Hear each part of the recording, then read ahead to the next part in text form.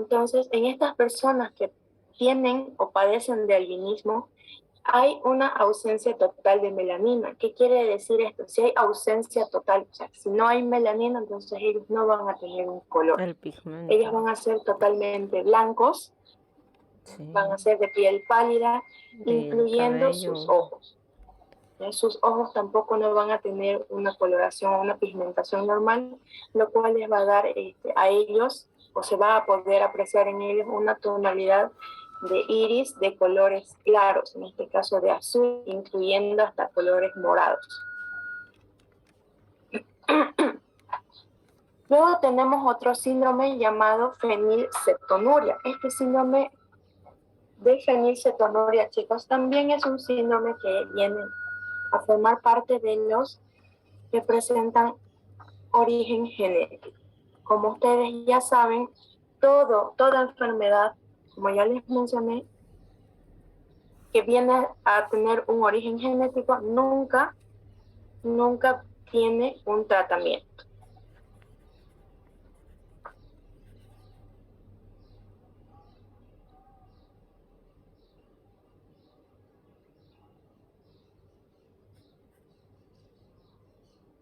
¿Qué viene a ser la fenilcetonuria? Esta fenilcetonuria viene a ser un síndrome que ya al ser genético viene a tener el nuevo individuo desde el nacimiento, lo cual provoca altas cantidades de fenilalanina en el cuerpo. Acuérdense que la fenilalanina viene a ser un aminoácido. Y estos niños que nacen con esta fenilcetonuria tienen una concentración alta de fenilalanina.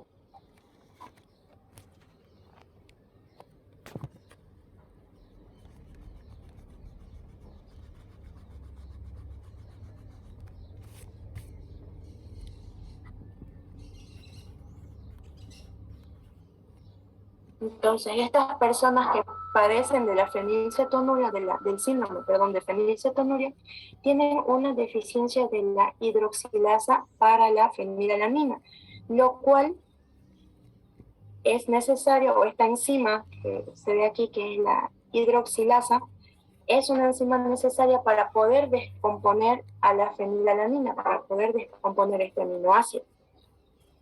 En caso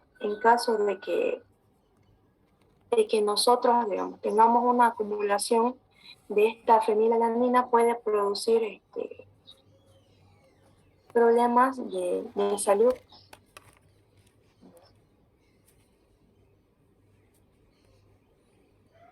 Estas personas tienen, por ejemplo, déficit en el desarrollo mental, déficit en el desarrollo motor, en el desarrollo lingüístico. Generalmente todos presentan discapacidades de tipo intelectual. Fíjense cómo son estos niños. Aquí tenemos nosotros un individuo con fenilcetonuria. ¿Ustedes lo ven con características normales? ¿Lo ven como un niño normal? No.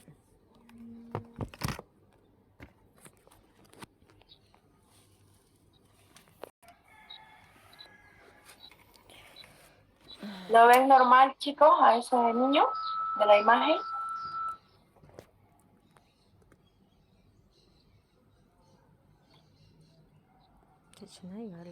Tal vez tiene fases como de estar perdido, fases muy distintas a una persona considerada normal, ¿no es cierto?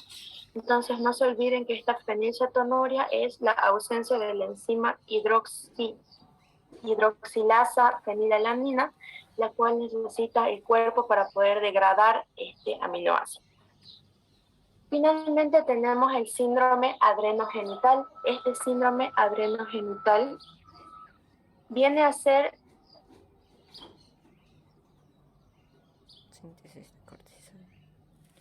un síndrome también de origen genético. Como toda patología genética, pues esta no va a tener un tratamiento específico. Esta enfermedad es considerada recesiva y en este síndrome adrenogenital se ve una alteración en la síntesis de hormonas que no secretan las glándulas suprarrenales. Como ustedes ya saben, las glándulas suprarrenales, supra, arriba, se encuentran por encimita de nuestros riñones. Entonces, este síndrome adrenogenital lo que produce es una alteración en la producción de hormonas. Las hormonas no se producen de manera adecuada. ¿Y qué van a tener, qué características van a tener estas personas que sufren el síndrome adrenogenital? Las personas que tienen síndrome adrenogenital, nosotros vamos a tener una diferenciación sexual anormal. ¿Qué quiere decir esto?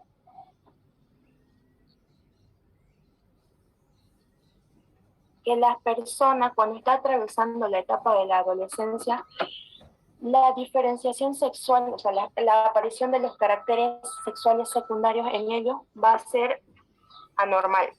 Si es una niña, ustedes la van a ver con características de hombre, y si es un hombre, con características de mujer. Nosotros en el hospital hemos tenido un caso de síndrome adrenogenital por tumor en la glándula suprarrenal. Y era una niña de 13 años, y ustedes la veían a esa niña de 13 años. Chicos, yo les prometo que al principio yo pensé que era varón. Tenía barba, tenía bigote, no tenía desarrolladas las características femeninas, digámoslo así. Su voz era gruesa, entonces todo el mundo al ver a este individuo, creía que era una persona, o sea, un varón, pero genéticamente era una mujer.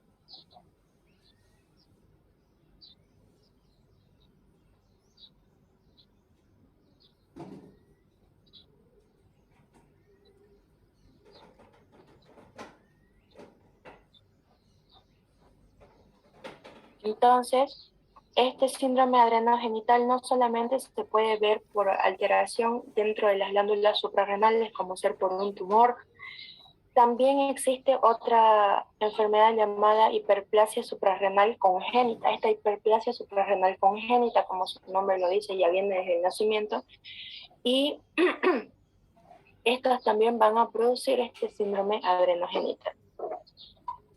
¿Hasta aquí alguna duda, alguna pregunta, chicos?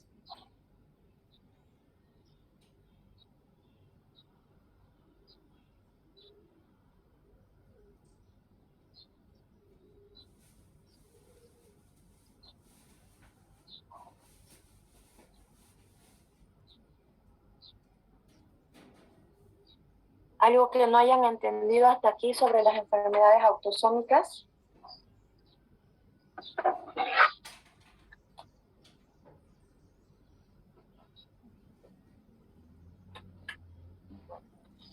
Entonces nos vamos a hablar ahora de las enfermedades que presentan mecanismo multifactorial. Dentro de estas enfermedades que tienen un origen multifactorial, o sea que los factores que pueden causar estos síndromes son múltiples, dentro de ellos tenemos al labio leporino. Supongo que muchos de ustedes han debido ver niños, más que todo se ven niños pequeños que tienen labio leporino. Este labio leporino viene a ser un síndrome en el cual existe una fisura parcial en unos casos o en otros casos total de el labio superior y también en el paladar. En el paladar, sí. El origen es genético, como ustedes pueden observar, también se puede dar como origen poligénico y también como factor ambiental. Poligénico es cuando la madre ha estado expuesta, qué sé yo, al consumo de diferentes tipos de sustancias, a medicamentos, los cuales llegan a producir el labio leporino en el nuevo individuo durante el periodo gestacional. Fíjense aquí, en esta imagen tenemos nosotros un bebito que presenta la fisura. Fíjense, tenemos nosotros aquí la fisura en un lado parcial y en el otro lado total del labio superior. Este niño tal vez tenga también paladar hendido. El paladar hendido es cuando existe la fisura también del paladar. ¿Qué se produce en estos niños que nacen con labio leporino? Dificultad para poder alimentarse, ya que la leche que ellos succionan, no importa que sea materna o leche en fórmula, leche de tarro, viene a pasar a través del paladar. Y ellos no pueden succionar ni alimentarse de manera adecuada porque este elemento con el cual ellos se alimentan puede llegar incluso a irse a vías respiratorias en lugar de ingresar a la vía digestiva. ¿Cuál es el tratamiento que se realiza en estos niños? Cirugía. No hay más otro tratamiento que ustedes puedan realizar a un niño que nace con labio leporino y paladar hendido. Hay que suturar el paladar, hay que tratar de unir el paladar y posteriormente unir los extremos de los labios para poder dar una normalidad a este individuo. Luego tenemos, como ya mencionamos, el síndrome adrenogenital. Como ustedes ya saben, este síndrome adrenogenital puede ser de origen genético, como la presencia de hiperplasia en las glándulas suprarrenales hereditaria, puede ser poligénico por la presencia de algunos tumores en las glándulas suprarrenales o en la corteza de los riñones, y ambiental por la misma causa. Es una enfermedad recesiva, ¿ya? Como ustedes ven, mecanismo por el cual se produce multifactorial. Entonces ya saben que hay una producción anormal de cortisol, producción anormal de andrógenos, los cuales conllevan a una diferenciación sexual anormal en los individuos que presentan el síndrome adrenogenital. Luego tenemos el síndrome de la hidrocefalia. En el síndrome de la hidrocefalia nosotros vemos que es un síndrome que viene a tener características recesivas. ¿Ya? También viene a ser o a presentar genes que van a estar ligados al cromosoma X o pueden llevarse por mecanismo multifactorial. El origen genético, en la mayoría de los casos, como también nosotros podemos ver un factor ambiental o un factor poligénico. ¿Qué ocurre en los niños que presentan hidrocefalia? ¿Qué quiere decir hidro? Agua. Cefalia, cerebro. Entonces, en estos niños existe una obstrucción de lo referente a las vías de circulación para el líquido cefalorraquídeo. Hablamos de los ventrículos, tercer, cuarto ventrículo. Entonces, este líquido obstruye todos estos canales. ¿Qué pasa con el nuevo individuo? La cabeza va aumentando de tamaño. Como ustedes observan aquí en la imagen, nosotros tenemos la foto de un bebé que tiene hidrocefalia. ¿Qué tratamiento se hace en estos niños que presentan hidrocefalia? Se produce, bueno, se realiza, mejor dicho, una cirugía de derivación ventrículo-peritoneal. ¿Qué quiere decir esto? Que se pone una válvula en los ventrículos del cerebro y una pequeña manguera que lleva este exceso de líquido hacia el peritoneo del estómago. Eso se llama derivación ventrículo-peritoneal. Ustedes derivan el líquido que está excedente del cerebro hacia el peritoneo del abdomen, gracias al cual este líquido que está en exceso se logra absorber y llevar a la normalidad a estos individuos. Porque no se olviden que al haber exceso de líquido en el cerebro, este líquido llega a presionar nuestro cerebro y llega obviamente a producir molestias, cefaleas intensas, etcétera, etcétera.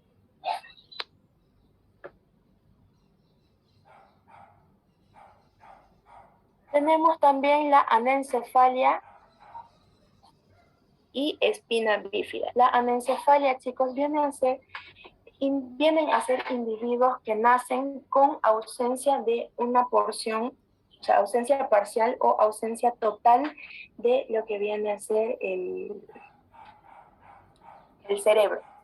¿Ya? Dependiendo de que si esta ausencia es parcial o es total, se da el tiempo de vida de los individuos. Generalmente, la mayoría de individuos que nacen con anencefalia vienen a tener un tiempo de vida muy corto, generalmente solo son minutos. Nosotros en el hospital hemos tenido casos de bebés que han nacido con anencefalia. Nace el bebé y solamente son escasos los minutos que viven. 5, 4 minutos tienen de vida estos bebés, ya que la ausencia no se olviden que el cerebro es el que comanda todo, y al no haber un comandante para las diferentes funciones, pues estos niños tienden a fallecer con muy escasos minutos de vida. El origen para la anencefalia es genético por el aumento de la alfa-fetoproteína cuando la madre está en periodo gestacional. Puede ser poligénico por diferentes factores, multifactorial, y también ambiental.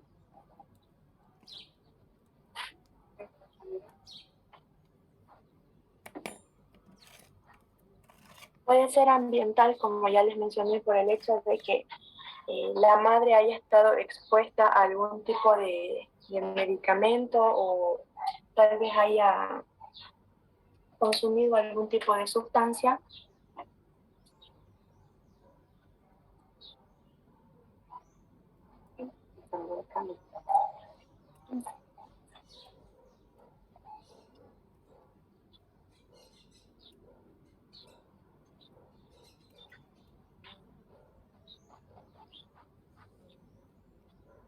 Entonces,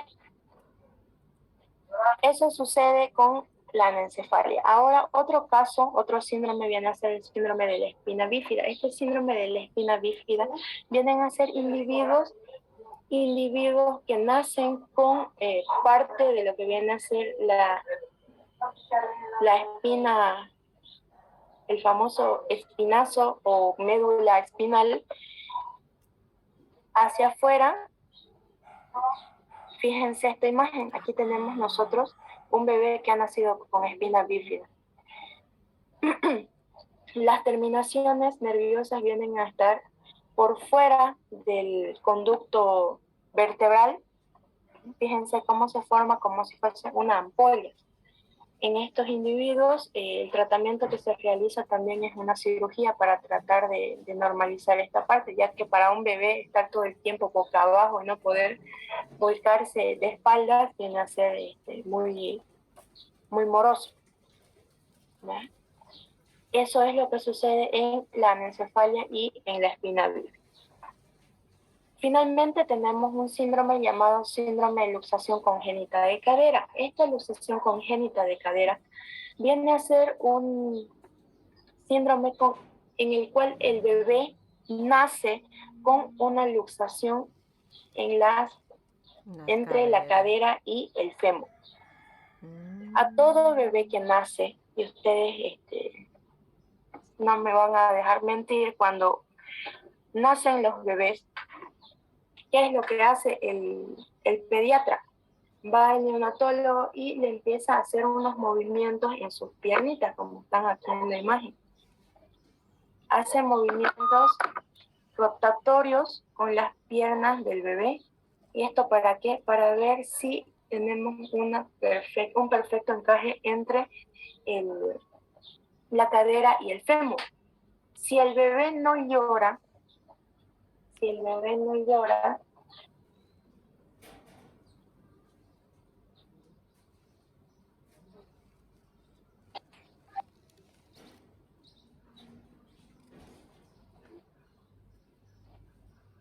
si el bebé no llora, entonces eso quiere decir que es normal, ya que uno cuando realiza movimientos con la cadera no debe producirse dolor, ya que este dolor vendría a ser un signo de anormalidad. Si el bebé, al momento de hacer esta maniobra llamada maniobra de Ortolani, no emite ningún tipo de llanto ni sollozo, eso quiere decir que el bebé no presenta luxación congénita de cadera. Pero en el momento de que ustedes sostienen las piernas del bebé y quieren hacer el movimiento, él empieza o ella empiezan a llorar, eso quiere decir que hay una malformación en el acetábulo los coxales para el encaje o la articulación con el fémur. Entonces, estos niños que presentan luxación congénita de caderas, para no llegar a una cirugía, ya que la cirugía es grande, se ponen estos armazones que ustedes ven aquí para que a medida que el bebé vaya desarrollándose, también vaya normalizando de a poco este acetábulo y logre tener un encaje adecuado con la cabeza del fémur. ¿Hasta aquí alguna duda, chicos? ¿Alguna pregunta con los síndromes multifactoriales? No.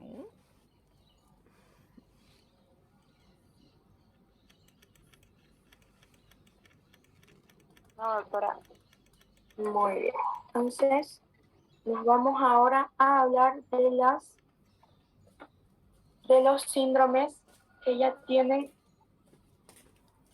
incremento en lo que viene a ser su número, ¿no? Que pueden ser estructurales o que también pueden ser numéricos. ¿Cuál es el síndrome que ustedes más conocen? El síndrome de Down. El síndrome de Down. El síndrome de Down. Este síndrome de Down, chicos, es una alteración Genética. que existe en ¿qué par? A la mierda. ¿Quién me puede decir el par que se ve afectado para que una persona tenga síndrome de Down? El par craneal. En el par 21. El par 21, muy bien. Existe una trisomía. ¿Qué quiere decir trisomía? Que van a exigir, en vez de 2 cromosomas dentro del par, van a haber 3. Y esta puede ser una alteración tanto de tipo numérica como también de tipo estructural.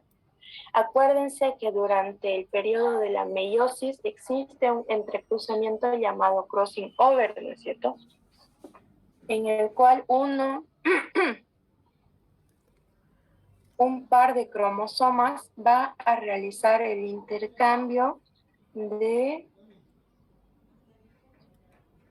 partes o de porciones entre uno y otro. Entonces se produce una fisura, la fractura y finalmente la translocación de estos segmentos. Entonces, ¿qué ocurre? Cuando hay un fallo en este crossing over, lo que ocurre es que estos cromosomas que iban a intercambiar sus segmentos sí realizan la ruptura, sí realizan la separación de las porciones, pero en el momento de la translocación solamente uno de los cromosomas transloca una de sus partes y el otro vuelve a fusionar la parte que tenía, quedando como resultado esto. Fíjense cómo el cromosoma que tenemos nosotros queda normal, uno de ellos queda normal, y en el otro va a tener ausencia de la parte que se translocó. Y esa porción que se translocó, ¿qué hizo? Fue a unirse al otro cromosoma. Y el cuerpo humano no les va a decir que es una pequeña porción, no lo va a tomar como una pequeña porción de cromosoma. No va a pensar en el organismo que es una pequeña porción, sino lo va a tomar en cuenta como si fuera un cromosoma más. Por eso tenemos nosotros como origen la trisomía y también la translocación fallida que existe durante el proceso del crossing over. Cariotipo. ¿A qué nos referimos con el cariotipo? Ayer los que expusieron cariotipo me decían que es el orden que tienen los genes o la acomodación que sufren los cromosomas en orden decreciente. Bien, ese es el cariotipo. Pero ¿cómo nos da a nosotros un cariotipo que presenta síndrome de Down? Primero, hay una alteración en el número, ¿no es cierto? ¿Cuál es el número normal de una persona que no tiene ninguna patología? Número normal de cromosomas.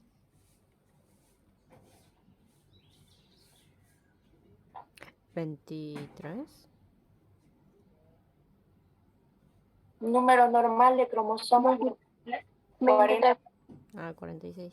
Pero 46, ¿no es cierto? ya. En este síndrome, al haber una alteración numérica, es decir, al haber un cromosoma de más, este número aumenta de 46 a 47. Dependiendo si el individuo es hombre o es mujer, se pone el XX o en su defecto el XY.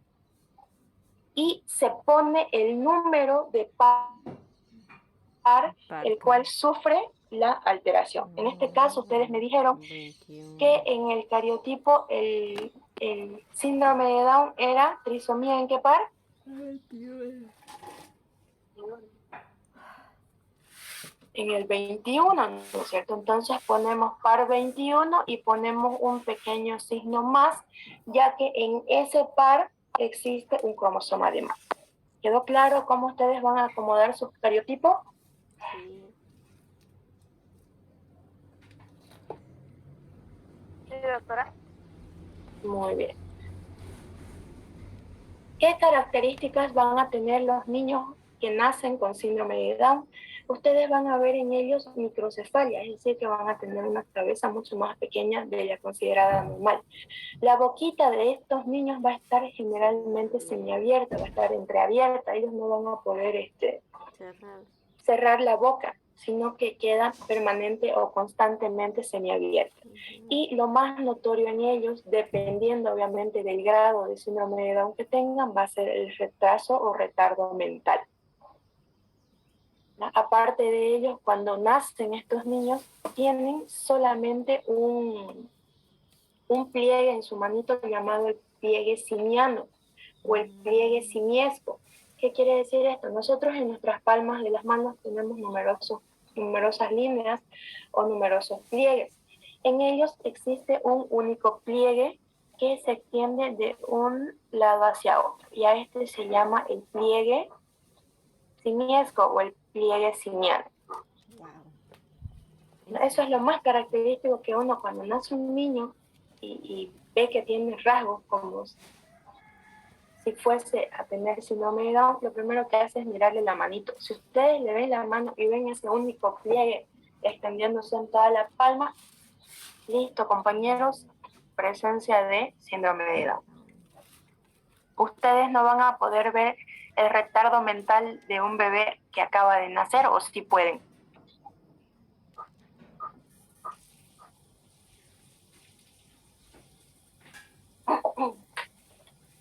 ¿Qué dicen, chicos? ¿Se podrá o no ver el retardo mental en un recién nacido? No creo que es a medida que crece. Exactamente, es a medida que se va desarrollando. Entonces, lo más característico en ellos viene a ser el cabellito, que es un cabello más ralo, un cabello diferente al de otros individuos considerados normales. El pliegue simiano, la boquita que siempre va a estar entreabierta. Esas son las características que pues, son más notorias al momento de que el individuo nace.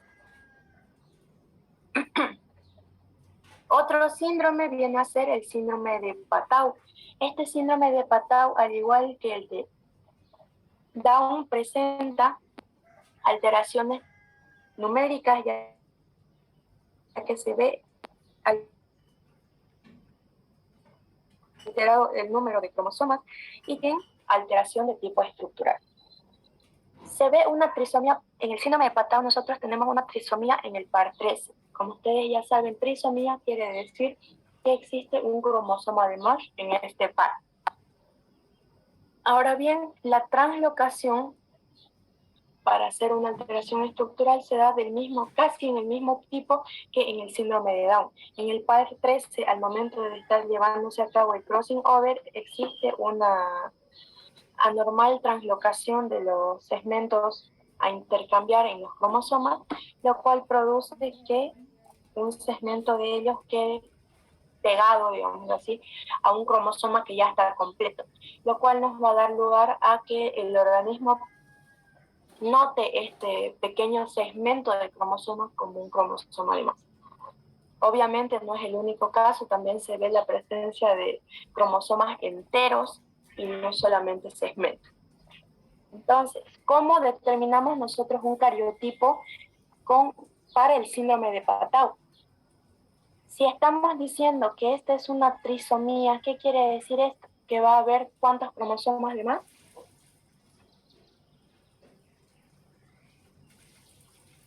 Un cromosoma de más. Uno, ¿no es cierto? Uno. Si tenemos nosotros el número normal, que es 47, ¿cuántos cromosomas en total va a tener este individuo con síndrome de Patau?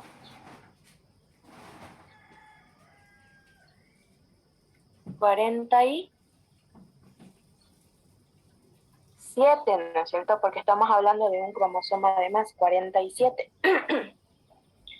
Ponemos el sexo del individuo, bien sea XX, bien sea XY, y el par en el cual tenemos nosotros la alteración.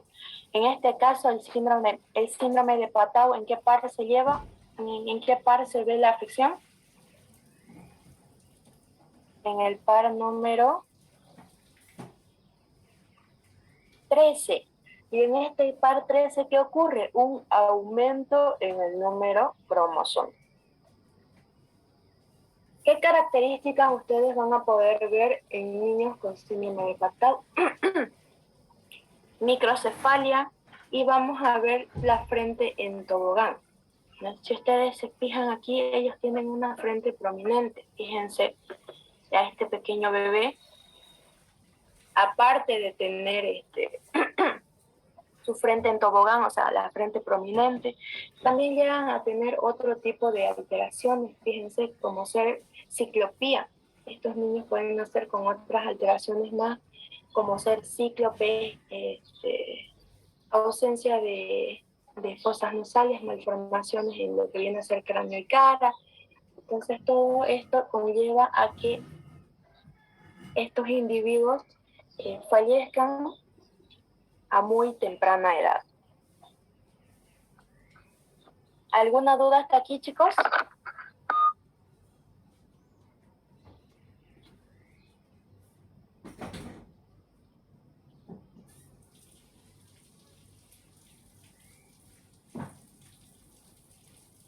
Si no hay dudas, continuamos.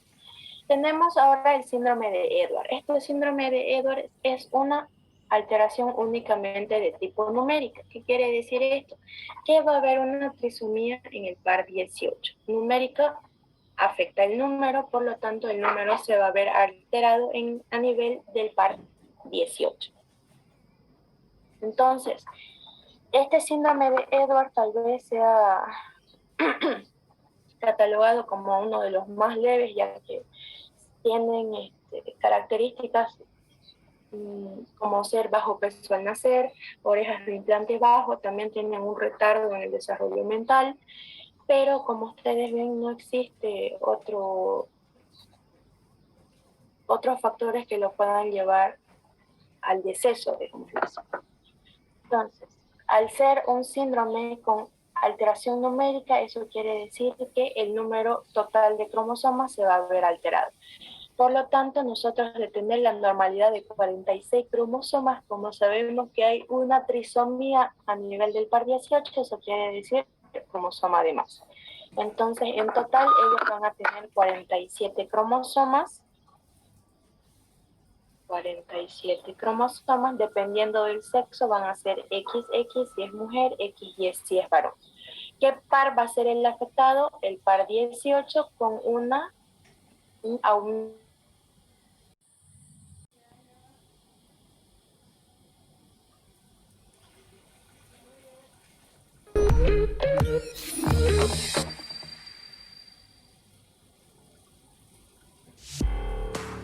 Cada ladrillo está diseñado para ser hospital. Nuestros quirófanos están revestidos con una estructura la cual evita la colonización de bacterias y virus. Mis hermanos, mis hermanas, cada uno de los elementos de acá, el oxígeno,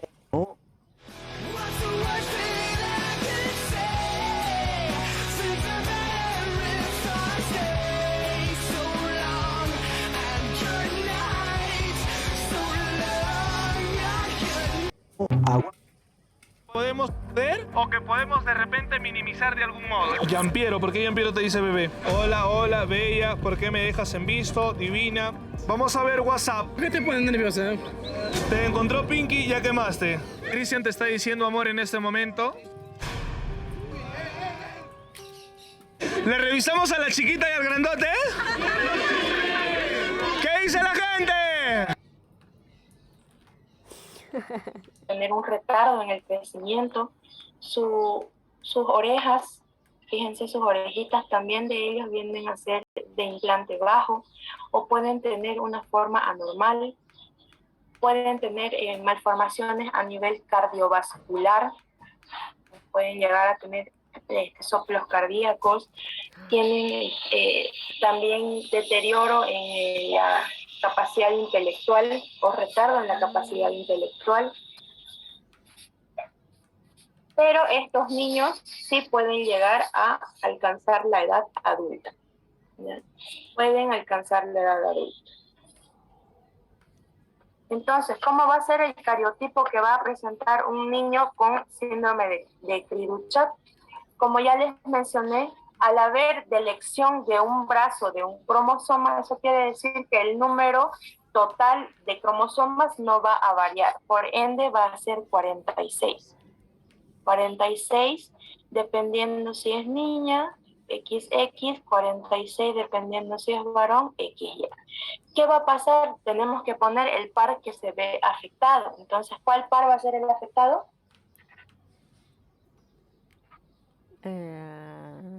Chicos, el cromosoma número 5. 5, por lo tanto ponemos 5 y le ponemos una P, haciendo referencia a que en el par 5 existe una pérdida de una porción del cromosoma. Par 5, pérdida de una porción del cromosoma.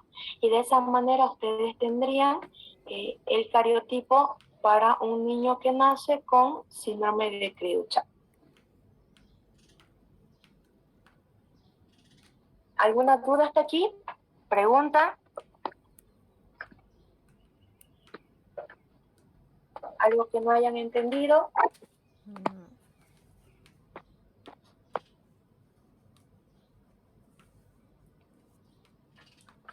Bueno, si todo queda claro, entonces pasamos a las enfermedades ligadas al cromosoma X. Como ustedes ya saben, dentro de las enfermedades ligadas al cromosoma X vamos a tener la hemofilia, el daltonismo, enfermedades que ustedes ya conocen. La enfermedad o el síndrome de la hemofilia ¿se acuerdan que es por la falta de componentes dentro de la cascada de coagulación del individuo? Dependiendo si es hemofilia tipo A, hemofilia tipo B, van a variar los factores que se encuentran faltantes. La hemofilia, no se olviden que es una enfermedad genética, por lo tanto incurable, la cual viene a volverse mucho más presente gracias a que en la antigüedad las familias reales se casaban entre parientes para no echar a perder la raza, ¿no? Entonces, al haber estos matrimonios, estos casamientos entre familiares, pues llegó a producirse la muerte de casi todos los descendientes de la reina Victoria por la presencia de la hemofilia. Entonces es un síndrome de origen genético, ¿no? Como todo síndrome de origen genético no tiene cura. Ellos nacen y mueren con la enfermedad. Genes recesivos ligados al cromosoma X. Ustedes me preguntarán si es recesivo este gen, ¿por qué llegó a matar a casi todos los descendientes de esa familia real? Por el hecho de que si ustedes tienen una característica recesiva y su familiar tiene la misma característica, por más que sea recesivo, este gen va a ir volviéndose dominante si es que se va presentando con mayor frecuencia el gen. No importa que sean recesivos, si usted o alguno de ustedes presenta, qué sé yo, una enfermedad recesiva como el daltonismo, su pareja también tiene daltonismo. Menos más menos, ¿qué va a hacer? Va a dar más. Entonces, ese gen se va a ir pasando de ser recesivo a ser dominante. Y puede ser que todos sus descendientes nazcan con esta enfermedad. Lo mismo ocurrió en esta familia real. La hemofilia llegó a matar a casi todos los descendientes de esta monarquía. Tenemos ahora el daltonismo, ya saben ustedes, es una enfermedad, una patología de origen genético, ligado al cromosoma X y en la cual se observa una confusión en los colores. Estas personas confunden los colores rojo con verde. Eso quiere decir que cuando ustedes le muestran una imagen o una hoja roja, ellos le van a decir, esta hoja es verde. Y ustedes le van a mirar y le van a decir, no, no es roja. Y ellos le van a decir, no, yo la veo verde. Es por eso que, como les mencioné en las anteriores clases, las personas que tienen daltonismo, bueno, al menos en Bolivia no tienen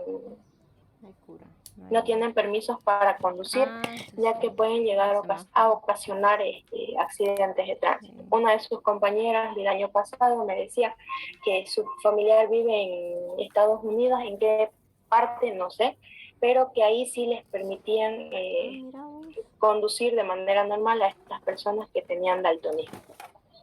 ¿Ya? Pero como estamos en Bolivia todavía no se permite que las personas daltónicas puedan manejar. Luego tenemos el raquitismo. Este raquitismo, chicos, viene a ser una enfermedad también de origen genético. En estas personas que tienen raquitismo hipofosfatémico, generalmente es debido a la falta o ausencia de vitamina D. ¿Qué quiere decir esto? Que en estas personas, en estos niños que tienen raquitismo, va a haber un debilitamiento de los huesos. Se van a volver los huesos de ser duros a ser más blandos, lo cual puede llegar inclusive a volver las fracturas mucho más frecuentes en estos niños. No, raquitismo.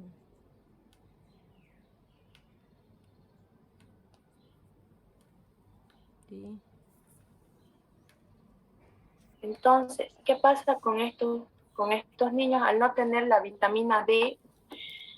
Acuérdense que la vitamina D es muy importante para el organismo porque esta es el fijador del calcio. Es como un pegamento para que el calcio se fije en los huesos. Y si no hay pegamento, ¿cómo vamos a nosotros fijar el calcio? Entonces estos niños empiezan a sufrir de dolores, de fragilidad en sus huesos se ablandan y empiezan a sufrir de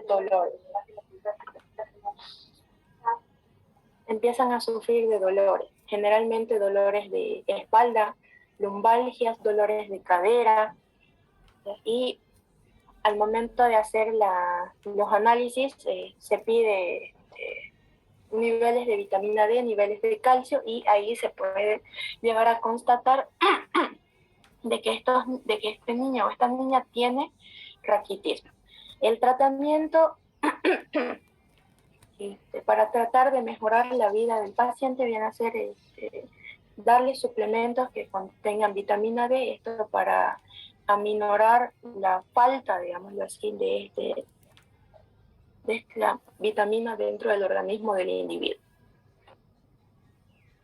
Finalmente tenemos el síndrome de la X frágil. ¿Qué les dice a ustedes el síndrome de la X frágil?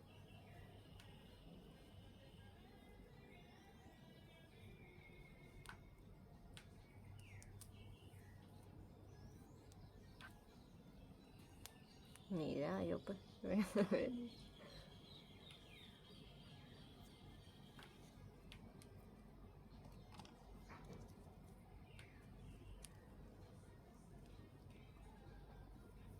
El síndrome de la X frágil, chicos, viene a ser un síndrome en el cual los cromosomas que producen las proteínas necesarias para el desarrollo adecuado de nuestras capacidades intelectuales se ven, como su nombre lo dice, se ven alterados, y en vez de que produzcan una una cantidad normal de estas proteínas, la cantidad baja, ¿no? La cantidad de estas proteínas bajas, y produce en el individuo una discapacidad intelectual. Se dice que este síndrome de la X frágil viene a ser una enfermedad genética que produce una deficiencia intelectual. Estos niños tienen una discapacidad intelectual de moderada a grave. Y pues como ustedes ven, dentro de los síntomas que tenemos nosotros, retardos en todos los aspectos intelectuales, como ser retardo en el habla. Estos niños tardan mucho más tiempo en hablar. Ustedes ven niños de 4 años que no saben hablar todavía. También se ve a niños hiperactivos, pero por más que tengan esta hiperactividad no logran tener una comunicación adecuada. Hay niños también que presentan convulsiones, que presentan este tipo de síntomas como ser las convulsiones, pero ojo, no se ve en todos los casos. Ahora, si hablamos de características fenotípicas de lo que podemos ver, vamos a ver que presentan orejas grandes, ¿no? Sus orejitas de estos niños van a ser grandes.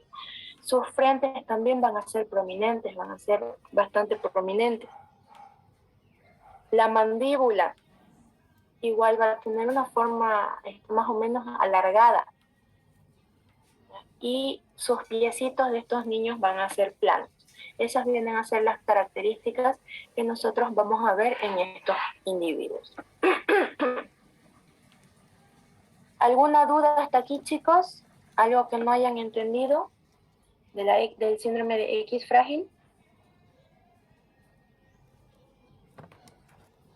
Se conoce también a este síndrome de la X frágil como la discapacidad intelectual hereditaria. Si uno de los progenitores presenta síndrome de X frágil, su hijo va a tener sí o sí esta discapacidad intelectual. Bueno, si no hay más dudas, entramos a hablar de las enfermedades sexuales. Dentro de estas enfermedades sexuales nosotros vamos a tener dos: el síndrome de Turner y el síndrome de Klinefelter. Dentro de este síndrome de Turner nosotros vamos a ver que es un trastorno de tipo cromosómico donde se ve una alteración numérica. Es decir, se da en todas las mujeres las cuales nacen con la ausencia de uno de los cromosomas X. Al haber ausencia de uno de los cromosomas X, ¿cuál va a ser el cariotipo de esta mujer que nace con el síndrome de Turner? ¿Va a ser 46? No, 45. Chicos, si les están diciendo que nace sin un cromosoma, ¿cuánto sería el número total de cromosomas que va a tener este individuo? 45. 45. Una X, ¿por qué? Porque nace con una X y se le pone un 0 o una O, haciendo referencia a que la otra X en esta persona no está presente. Este síndrome de Turner se da exclusivamente para el sexo femenino. Ausencia de uno de los cromosomas X.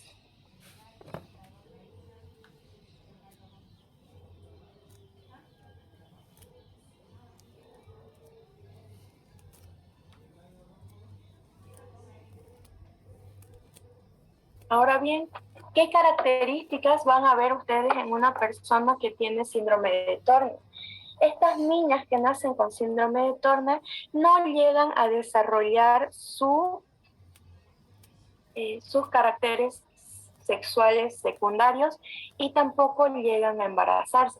¿Por qué? Porque presentan infantilismo sexual. Al no haber esa X, al estar faltante esa otra X, no se llegan a producir las hormonas de manera adecuada, por lo que nos da a nosotros esas características.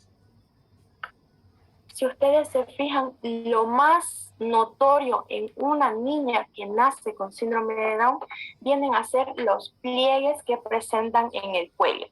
Fíjense aquí, miren cómo tenemos estos pliegues nucales aquí y aquí, lo que le da a esta niña el aspecto de tener un cuello mucho más ancho de lo normal. Fíjense, ahí tenemos la presencia del síndrome, la presencia de estos pliegues característicos para el síndrome de Turner. Si en el examen yo les preguntara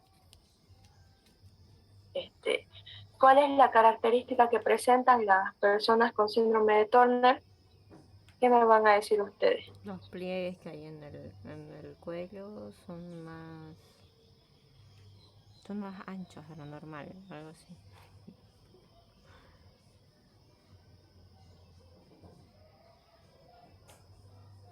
Pliegues que presentan al cuello. Ya, que presentan ausencia de un cromosoma X bien y presentan pliegues en la región del cuello, lo cual es sí o sí un signo patognomónico de que estamos frente a una persona con síndrome de Turner. A diferencia del síndrome de Turner, tenemos nosotros otro síndrome que se da exclusivamente en el sexo masculino. Este es llamado el síndrome de Klinefelter. En este síndrome de Klinefelter nosotros también vamos a ver una alteración de tipo numérica. En este síndrome nosotros vemos que hay una aneuploidía, y si hay una aneuploidía, eso quiere decir que va a haber un incremento en el número de ¿qué? De los cromosomas X. El varón en este caso va a nacer con copias adicionales de cromosomas X. Es decir, que no van a nacer con una X y una Y, sino que van a nacer con XXY, XXXY, diferentes copias del cromosoma X. ¿Qué pasa con estos niños que nacen con síndrome de Klinefelter? Van a tener unos bajos niveles de testosterona. ¿Ya? Van a tener también infantilismo sexual, alteraciones hormonales, no se van a desarrollar los caracteres secundarios y por ende no van a producir espermatozoides. En ellos se ve como característica que no van a producir espermatozoides, o en caso de que produzcan espermatozoides, estos vienen a tener muy escasa cantidad y no ser del todo funcionales.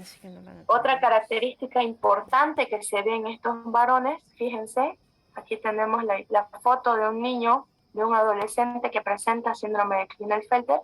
Fíjense en sus pechos, ellos tienen ginecomastia. ¿Qué es la ginecomastia? La presencia de o el crecimiento anormal de los senos en el varón. ¿Alguna duda o alguna pregunta que tengan ustedes con respecto al síndrome de Klinefelter? A mí me ha quedado claro. ¿Chicos? No, doctora. ¿Todo claro? Sí, doctora. Entonces, con este tema, chicos, habríamos terminado nuestro avance teórico. A partir de ahora ya se salvan de la materia, ya no van a tener más clases De biología. más clases teóricas, únicamente iríamos a cumplir con lo que nos falta de los laboratorios. A partir de ahora, como ya les mencioné, no va a haber clases de teoría, ya es únicamente